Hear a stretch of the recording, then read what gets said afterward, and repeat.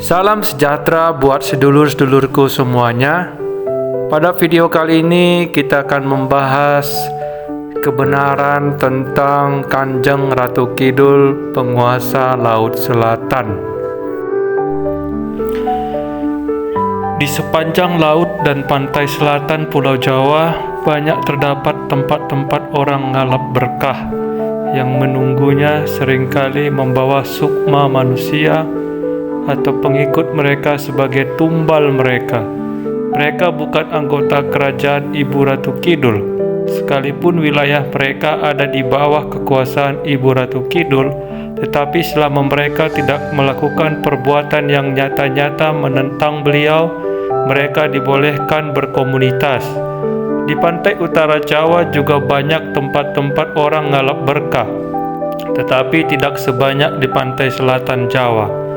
Di Laut Selatan Pulau Bali juga ada kerajaan jin laut yang rajanya bersosok seperti manusia, laki-laki tinggi besar, berkepala botak, berkulit coklat gelap, lebih sakti daripada Ibu Kanjeng Ratu Kidul.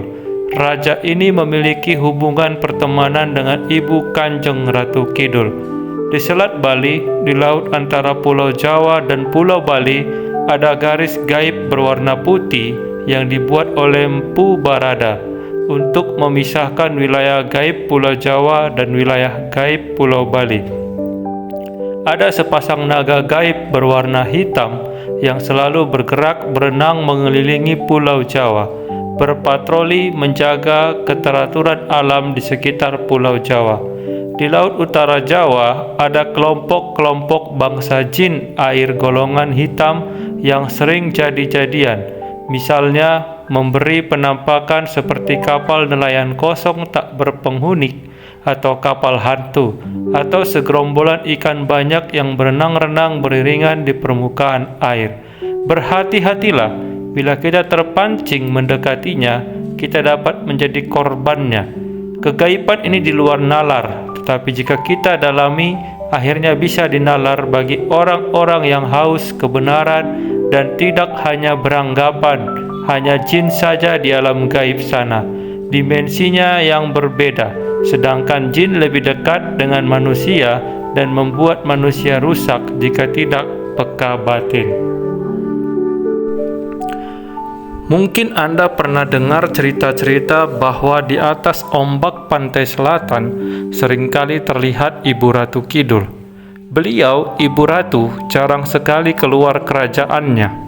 Kalau dulu beliau suka keluar kerajaan, menjalin komunikasi dengan bangsa-bangsa gaib golongan putih, dan sesekali kekayangan menemui para dewa meminta wahyu untuk orang-orang pilihan beliau.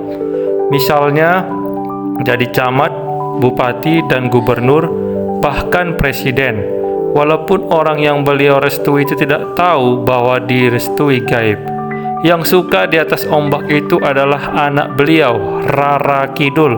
Suka dia di atas ombak untuk menjahili orang ritual-ritual aneh di pantai selatan itu. Rara itu baik, cuman suka bercanda, sebab menurut dia yang ritual-ritual itu bukan permintaan ibunya, tapi itu karena ulah para dukun. Anak Bunda Ratu Kidul ada dua, satu laki-laki yaitu Raden Rangga, tapi suka di darat. Raden Rangga sering menunggang gajah, sama kayak ayahandanya Jaka Tingkir yang suka menunggang gajah. Dan satu lagi tadi yaitu Rara atau Roro Kidul, itu adalah putri dari Ibu Ratu Kidul. Beliau, Ibu Kanjeng Ratu Kidul, moksa sebelum ada kerajaan Singosari. Beliau bertapa bersama adiknya karena tidak tahan melihat kezaliman saat itu. Dan sejak beliau moksa, beliau suka menolong tanpa pamrih bagi orang-orang yang direstuinya. Jadi bukan ritual aneh-aneh. Ritual aneh-aneh itu kerjaan Nyi Blorong, suka merubah diri kayak Ibu Ratu. Ngeri. Nah, orang-orang ritual ini kelak akan menjadi budak Nyi Blorong dan dijadikan kayu bakar di kerajaan Nyi Blorong. Adiknya Bunda Kanjeng Ratu Kidul adalah Dewi Lanjar. Beliau berkuasa di pantai utara Jawa. Sedangkan Nyi Blorong dulu adalah jin penghuni gunung di Jawa Barat. Jahat dia dan iri melihat Ibu Ratu. Makanya mereka tempur dan kalah Nyi Blorongnya. Nasihat dari saya, kalian semua hilangkan perdukunan.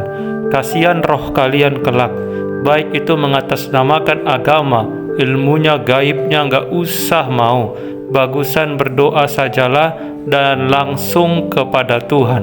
Pakai kebatinanmu, olah sugesti, pasti hidup lebih baik ke depannya. Tuhan selalu mendengarkan doa kita. Kitanya saja yang nggak mau berdoa dengan tulus.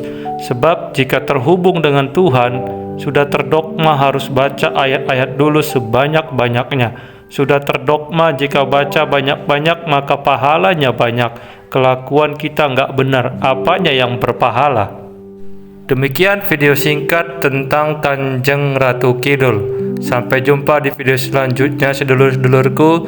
Rahayu, rahayu, rahayu.